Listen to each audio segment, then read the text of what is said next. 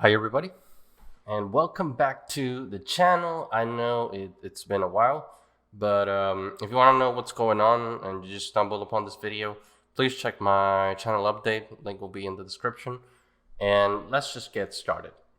So what I wanted to do here is show you the new jack. If you follow the Ember devlogs on the Virtus Hub, or if you've seen any of my previous video where I actually break down the characters that I've been doing for Emberbane, you're going to see that this guy is a lot more different than the previous Jack Savage that we had. That's a melee character for the game that we're all making at the Virtus Hub. And there were many reasons for that. Actually, the link will be in the description of the breakdown of that character, so I don't have to be going back and forth right now. I just want to show you the new stuff pretty much. So the previous character, while it served the purpose that we had with it, no, I'm actually going to just turn this. While it served the purpose that we wanted, it was a melee character. He looked like a badass, and he could, it get the job done. It was good for the prototype that we had at that moment. And I was actually planning on leaving it the way it was until we move further into developing the game. But I really wanted to do something not only for our game, because there's going to be something special happening to the game soon. Hopefully, Luke will release something on the Versus channel about that. But I also want to have Jack ready for my portfolio. The previous Jack was more of a work in progress, and that's how it looked. It looked mostly like a placeholder.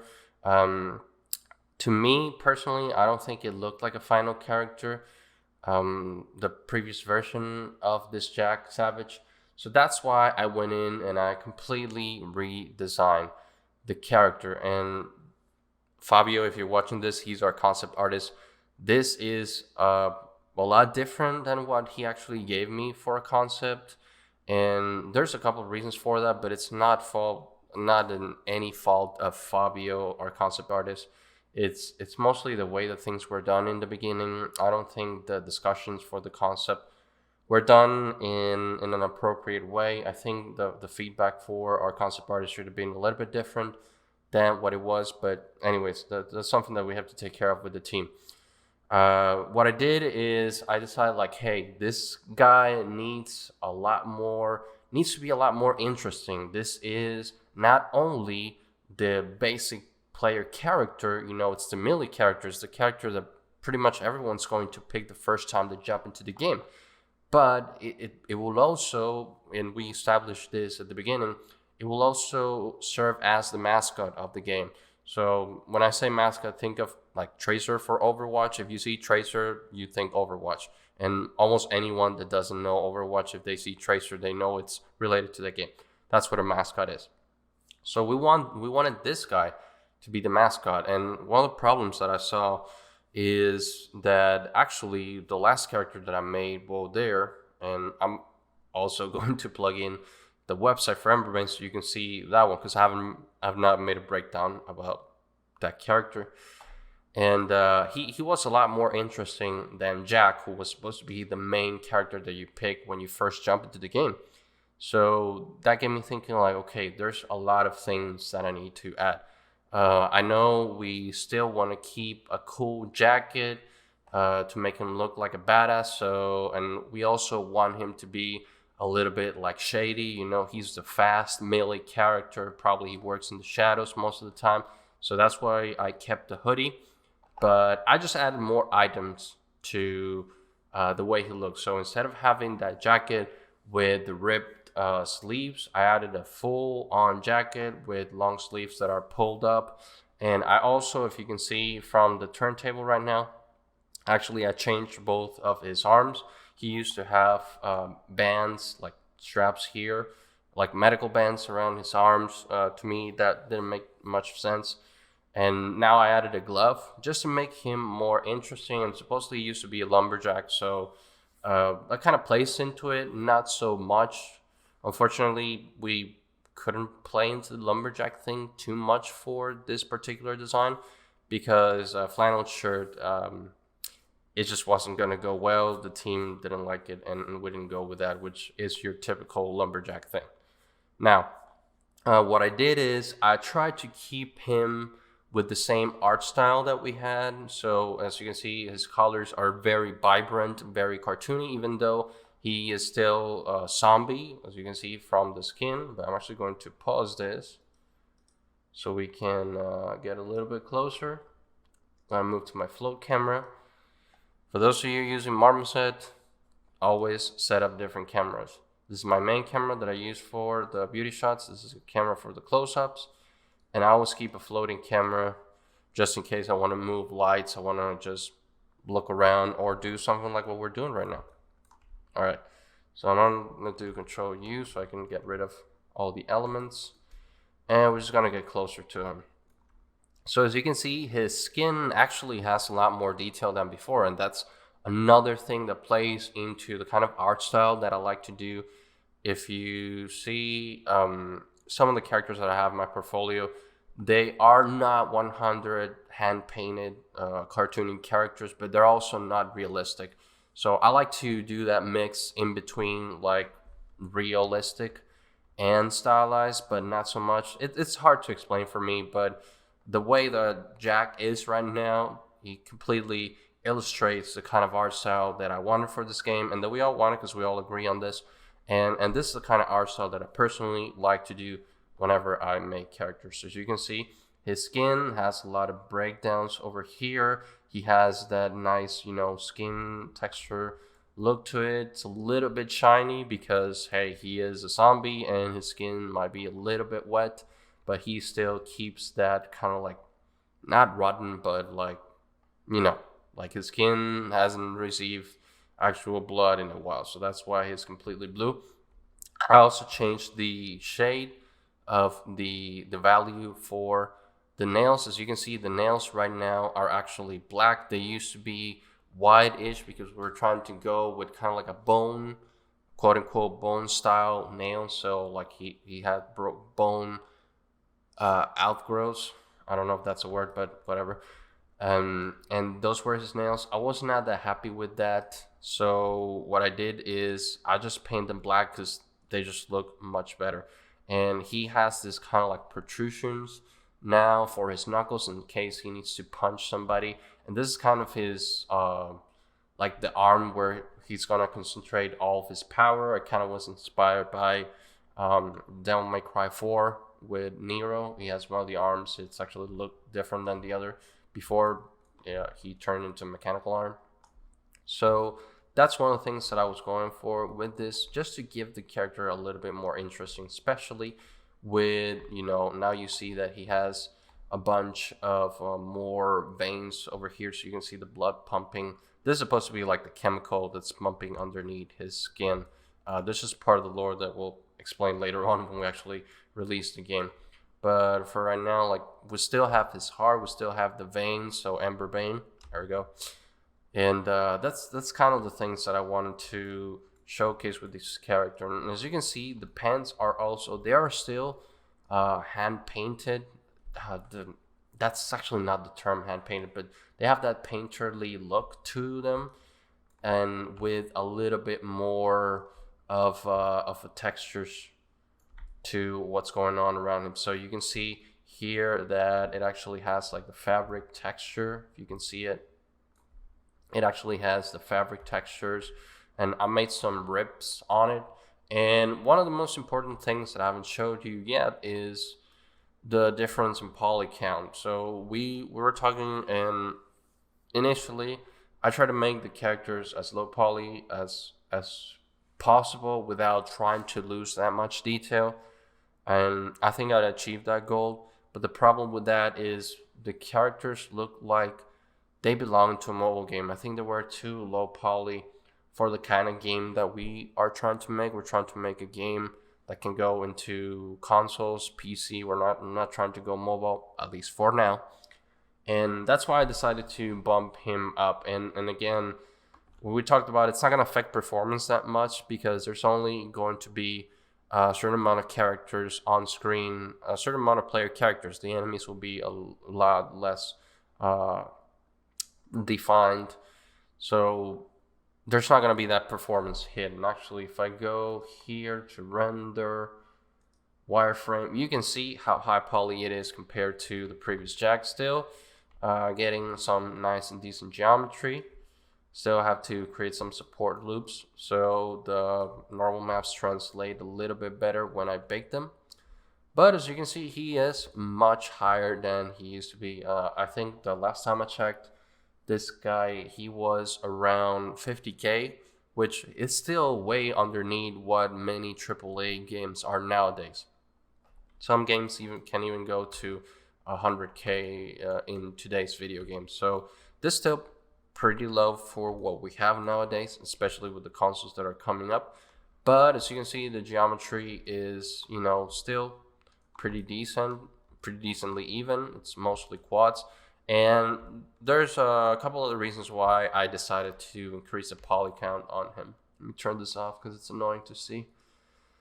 The other reasons was deformation. Now he deforms a lot better. I'm actually studying how to do animation because we don't have an animator yet, and we need to make animations. We cannot survive on the placeholder animations that we have.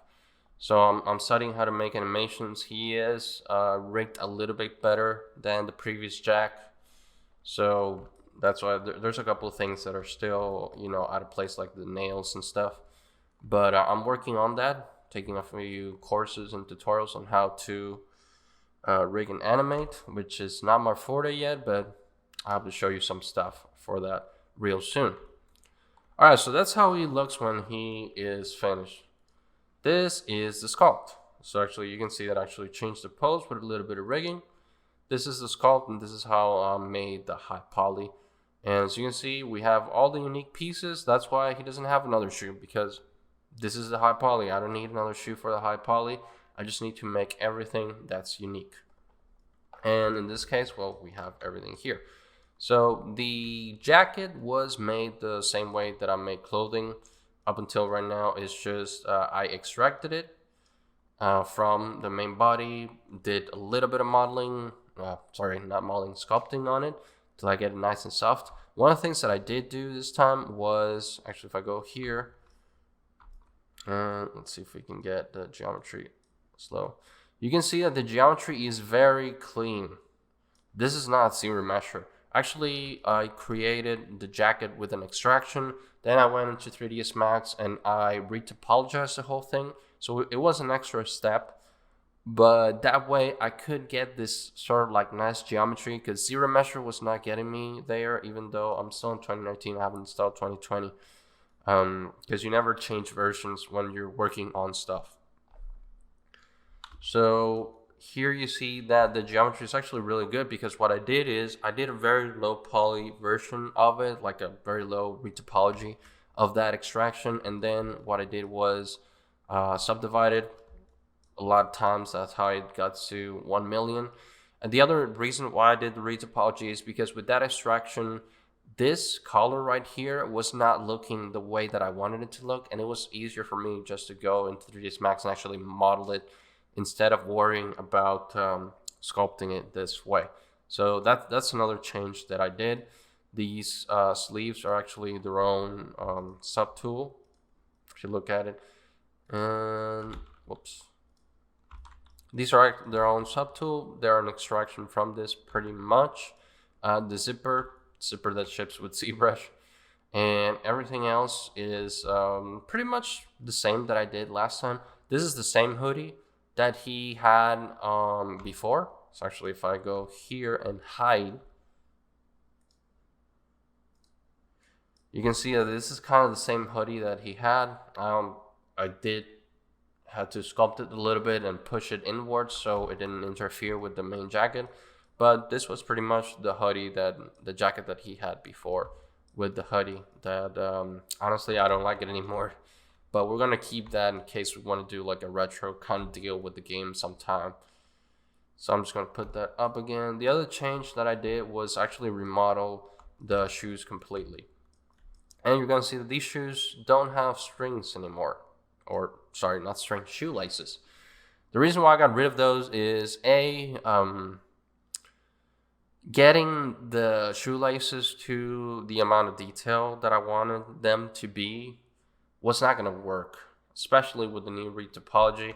And these guys also come from like a sci-fi-ish future or cyberpunk. We're still talking about that. I think Luke knows more about that than I do. But anyways, it's kind of like a sci-fi-ish setting. So that's why instead of doing regular shoelaces, I went with straps. And the reason is there's various reasons. One, I think it looks much better. I think they look more appealing than just with regular shoelaces. And number two, they are easier to retopologize. So for the straps, if I actually go here, you can see that I have my straps here. And they actually look good. I actually modeled this. This isn't like normal maps or anything. I had to model these pieces. So again, he looks a lot better than he used to before. So not everything is a normal map because I decided to add more polygons to it. All right, so I think that's it for this. And if you want to know about this part right here, this is actually the same arm that I just push it inwards. As you can see, it's exactly the same arm. I just push it inside to create this thing over here. And there's another reason for that. It's a technical reason. When it comes to getting the character for texturing is a little bit easier if you have certain details as separate subtools. And I'm going to show you why in 1 second. Okay, that was quicker than a second. But this is the reason why I made it into separate subtool. And this also goes for like the knuckle portion, the heart and everything. And I know I got some criticism. Hey, why do you do these for baking? Why don't you just group them by name and blah, blah, blah. This is the way that I do it. If you don't like it, do it your way. So the reason why I did in a separate subtool is so I could assign a different material ID to it, and then I can bake this down as an ID map, and it'll be a lot easier to differentiate from the skin into the knuckles and what's underneath his skin, like the chemical pumping underneath the skin. Actually, the other veins, I actually had to paint them by hand, but this made my life a lot easier. That's why I do separate subtools for certain things, just because it will be easier for me to pick them up later on the ID map. And I can actually show you that right now. This is, let's actually throw this on top. This is the baked ID map. So as you can see from here, this is how I texture things to get this kind of like painterly / realistic look. And this is the ID map. So all I do is I go into my magic wand and I select the whole color, and this allows me to apply a gradient map pretty quickly without having to go and select things separately. However, because he has some detail underneath, I sometimes have to go and use this tool. I'm going to do a separate texturing video. There's been a lot of people asking me for texturing videos. So I'm actually going to go in depth into texturing, probably with this character or when I do the other ones, but that video will come very soon, I promise. I'm not going to go super in depth here, but this is what I do mainly to get that painterly look, is using gradient maps and masks. And having a ID map really helps a lot with that. All right, and again, I'm just trying to go through everything real quick because there's a lot of stuff that I did to get Jack to what he is right now. But the thing that I wanted to show you, especially here, is this is how I do my texturing. I'm just going to shut down. Don't mind, some of them have like crazy names. So this is how he looks out of Photoshop. You see that he looks a lot different, and this is one of the reasons why, like, I already have a preset gradient for his skin, so that didn't change, just to save a little bit of work right there. But this is the main we're just talking about the body here. This is the main skin shader that I created in Photoshop, and I just want to show you what I did. So it's not only create the texture in Photoshop and be done, because then you're gonna get this look, which, while it's okay-ish, it's really not what I want, because he looks very, very dead. and not in the good way that we want. The character looks lifeless, and if it was me, I wouldn't want to play with this character. So the reason why I made that is because, well, there's a folder for the nails, and I got the skin. So sorry for the misspell here, but I got the regular skin. So skin human simple. It's the smart material. It comes with substance. And all I did is I did some modification. Again, it's going to be its own separate video. Otherwise, this thing's going to be an hour. And I just want to show you guys the difference between just having the Photoshop textures and adding the substance textures on top. So check this out. See how it changes? Because I'm using several maps that are adding a lot of breakdown when it comes into his textures. I also wanted a little bit of reds in like the crevices, and I took advantage of part of the vein layer. So the skin human simple has a vein layer, which is usually red, because you know you're not a crazy monster like this guy. But what I did is I changed the color and I switched it out to the color of the chemical that he's being contaminated with, and that's how I have this kind of like a nice look around him. So if you can see here, I think this kind of brings a really nice touch into what the type of character that he is. I'm also trying to change the tone of the skin for different characters. So he kind of has this more darkish. Shaw's going to be warmer, and the tank, it's going to be a separate color depending on what we decide on adding after that. So the other things is a little bit of a emissive map. I loaded the emissive map that I also created in Photoshop. The gloves, so you can see it's its own little layer right here. The reason why, and it's just a subtle change, I just added a little bit of texturing to them. So as you can see, there is a little bit of like weathering on the glove, so it's not just a plain old glove. Same deal with the clothing. There's a lot of breakdown in the clothing. It's like a worn, and now it has that like thread pattern going on. And right now it's a 2K. If I change it to 4K, let's see if it does anything different. I actually have to be in that texture set. Texture sets, if you don't know what texture sets are, watch one of my videos about that. I have a video about texture sets. And let's go to clothing. And this is how I divide my textures so they're not in just one single space. Let's switch this to 4K. Yeah, and there you go. So the pattern looks a little bit better. It doesn't look that good, but it looks much better than a 2K. That's why I usually export my textures at 4K and then just reduce them afterwards. So as you can see, I added some texture pattern to the jacket and to the hoodie, which actually the hoodie goes underneath the jacket. And those are pretty much the changes that I made. And again, the clothing, the pants have its own little texture and kind of like worn out. Same thing that I did here. I used a smart material. We're going to go into that in next video. And again, I'm sorry, I know that this video looks like a promo for upcoming videos, but I just don't want this to be an hour. This is already more than 20 minutes. All right, so that's a little bit about texturing. And in Marmoset, what I did is I actually made changes to the way I render. I'm still using the ACES tone mapper with my cameras.